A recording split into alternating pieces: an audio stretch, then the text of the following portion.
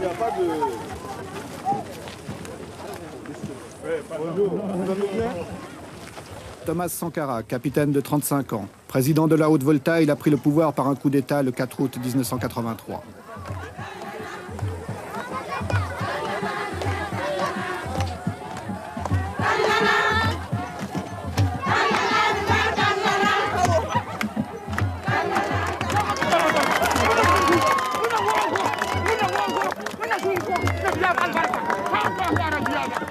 C'est parmi les couches les plus pauvres de la population qu'il compte ses plus chauds partisans.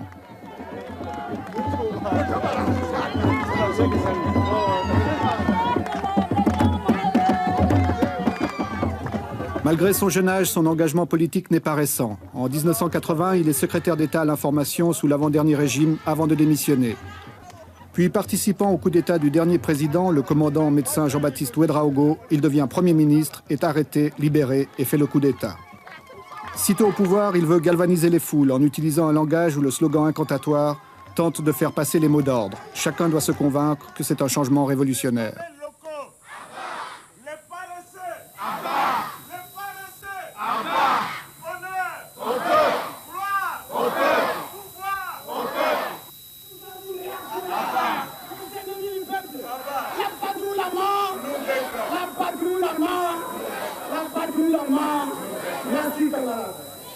À Pau, les gens sont venus très nombreux pour lui apporter leur soutien.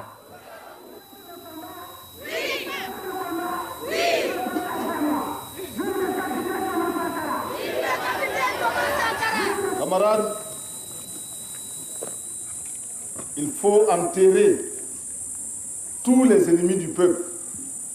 Il faut enterrer tous les défauts qui empêchent le peuple de se libérer, qui empêchent le peuple de construire son bonheur.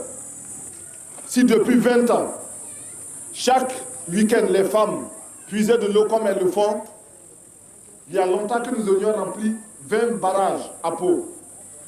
Le pays n'est pas pauvre. Au contraire, il y a des ressources. En vous mettant au travail pour construire ces 20 villas, en vous mettant à la tâche, vous avez décidé de vous prouver à vous-même que vous êtes capable de transformer la réalité de cette ville de Pau. En effet, vous pouvez la transformer, cette réalité. Mais pour cela, il faut bannir de vos rangs les paresseux. Ceux qui ne veulent pas travailler. Il faut bannir de vos rangs les féodaux, les équilibristes. Ceux qui croient que ce chantier est pour eux l'occasion de devenir de petits patrons pour les élections futures. Tous ces gens, tout cela, il faut les mettre de côté. Il faut bannir de vos rangs les maris qui n'autorisent pas leurs femmes à aller sur les chantiers.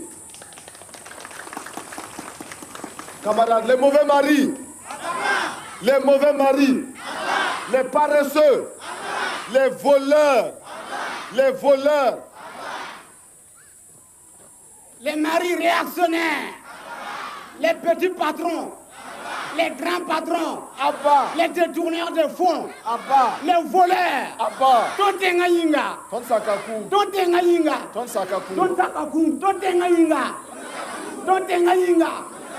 vive la révolution, vive le capitaine Thomas Sankara. On ne peut pas se développer sans mobilisation. Nous ne pouvons pas nous développer si le peuple lui-même ne prend pas son destin en main. C'est le peuple qui doit construire le pays. Ce n'est personne d'autre. C'est 20 villas aujourd'hui.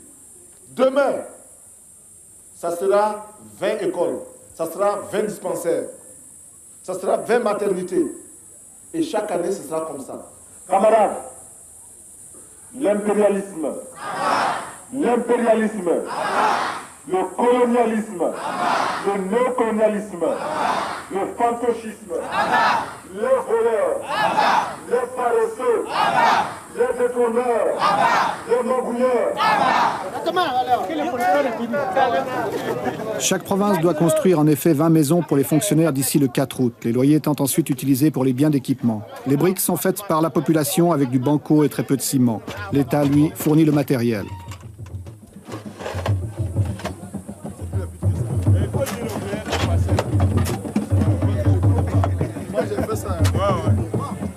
Afin d'entretenir le moral de ceux qui travaillent, le capitaine Sankara multiplie les visites de ses chantiers en mettant chaque fois la main à la pâte.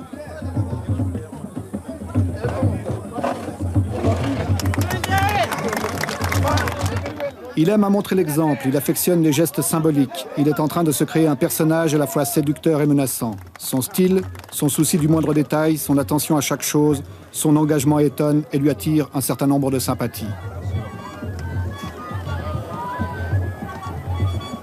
Il ne faut pas que ça piétine, quoi. Ouais. L'approvisionnement doit être rapide. Maintenant, il faut penser à la toiture. Voilà, déjà. Il faut déjà penser à la toiture. Il vaut mieux qu'ils aient leurs matériaux ici. Bon, n'oubliez pas de créer beaucoup d'espaces verts. Oui. Surtout le long de la route, là. Beaucoup d'espaces verts, des fleurs, des petits bancs.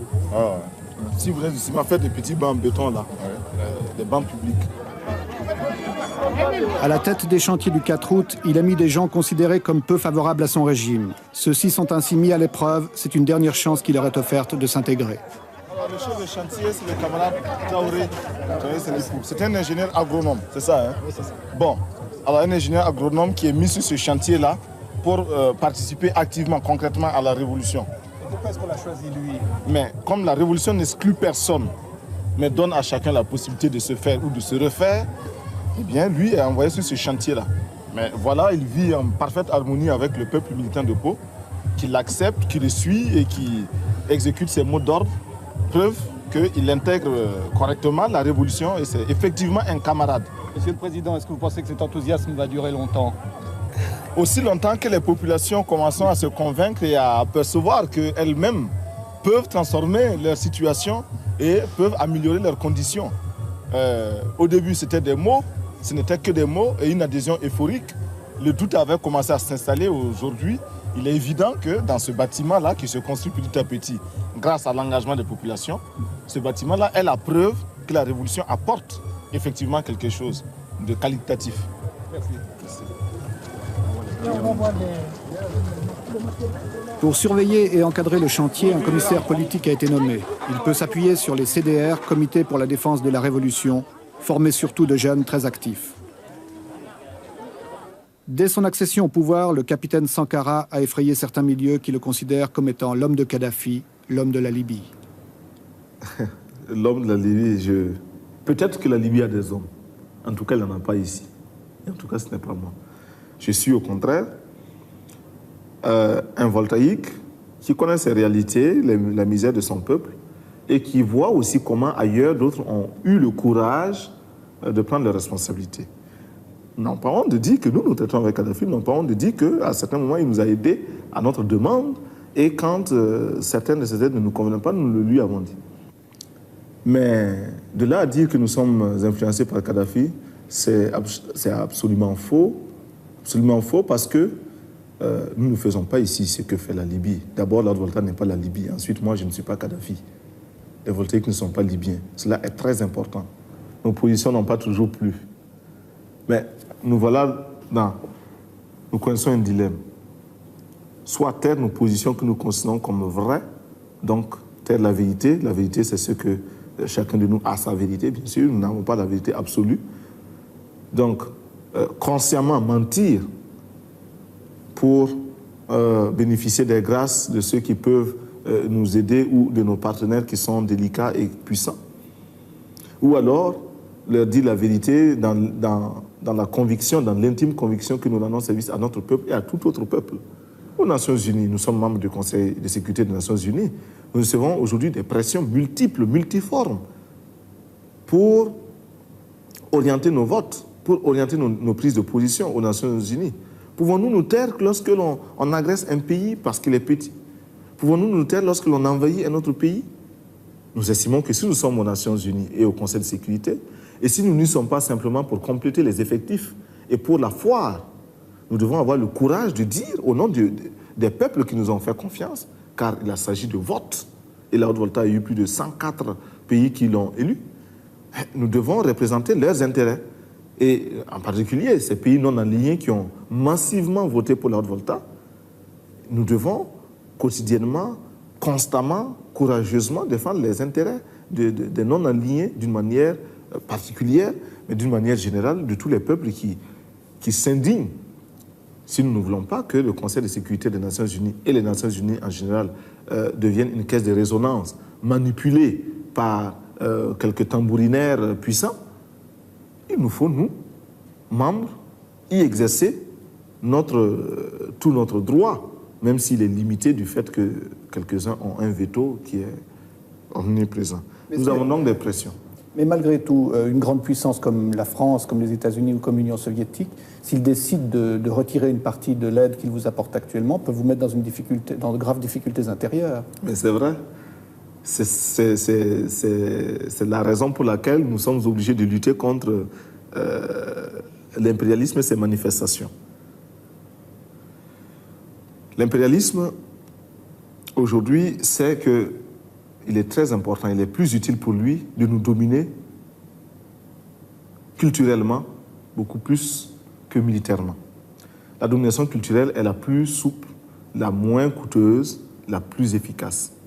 Et c'est pourquoi nous disons qu'aujourd'hui, pour renverser le régime de Haute-Volta, il n'est peut-être pas nécessaire d'amener des mercenaires puissamment armés.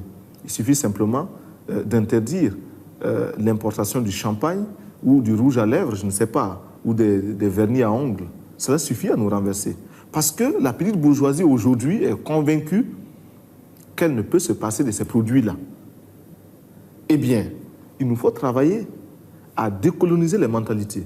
Nous travaillons à reconditionner notre peuple, à accepter de vivre tel qu'il est, à ne pas avoir honte de ses réalités, à s'en contenter et même à s'en glorifier. C'est bien si les autres vivent comme cela, mais c'est normal que nous vivions autrement. Nous l'avons choisi. Ils n'ont pas hésité à dire à d'autres pays, par exemple l'Union soviétique, que nous refusions une aide de l'Union soviétique qui n'était pas, de notre point de vue, à la hauteur de notre attente. Nous nous sommes expliqués et je pense que nous nous sommes compris. Mercredi, jour de réunion du Conseil des ministres. Ceux-ci s'y rendent dans leur nouveau véhicule de fonction.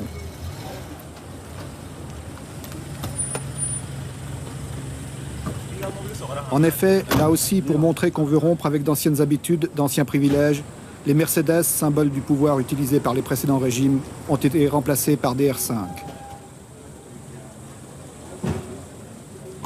Il s'agit de frapper par des mesures spectaculaires. Le président a même décidé de faire de la Cadillac décapotable de son prédécesseur l'objet d'une tombola nationale.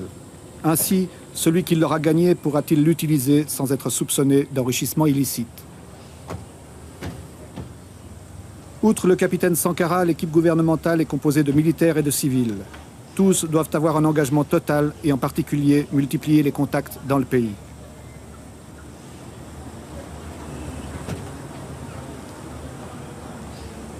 Tous les ministres civils ou militaires sont armés. Ils ont reçu une Kalachnikov que certains emportent même aux réunions du Conseil. Chacun a d'ailleurs suivi un entraînement militaire pendant quelques jours. La vigilance est de mise pour chacun dans un climat d'insécurité. Autre mesure de précaution, les lieux où se tiennent les conseils des ministres changent constamment. Ils ne sont connus qu'une demi-heure avant l'heure prévue. Le travail des ministres est chargé. Le programme qui est proposé aujourd'hui est austère, difficile. Pour toute l'équipe gouvernementale, il va représenter un effort considérable. Là aussi, chacun doit avoir ses dossiers bien préparés, bien étudiés. Le capitaine veille à l'engagement de chacun de ses ministres. La révolution, si elle promet un avenir radieux, elle part d'abord de sacrifices permanents. Et ces sacrifices, nous sommes décidés à les assumer. Et nous formons quotidiennement notre peuple à les accepter. Nous savons qu'ils sont lourds, très lourds. Ces sacrifices, nous avons demandé aux fonctionnaires de renoncer à une partie de leurs indemnités, parce qu'ils sont des privilégiés. Cela, vous vous en doutez, ne peut pas être bien accueilli partout. Ces sacrifices, nous demandons aux voltaïques de se mobiliser. Si ailleurs, si dans certains pays, on a pu détourner un fleuve, en Volta, nous pouvons bien le faire parce que nous avons des bras aussi vigoureux. Ces sacrifices, nous les imposons au gouvernement, aux membres du gouvernement auxquels nous imposons un rythme de vie, un train de vie très modeste. Nos ministres ne sont pas autorisés à voyager en classe première, en première classe dans les avions. Ils prennent les classes touristes. Et même quand il est possible de les faire voyager par les avions charter, nous le faisons. Nous avons suspendu pour une longue période les brasseurs d'air, l'air conditionné dans les bureaux, etc.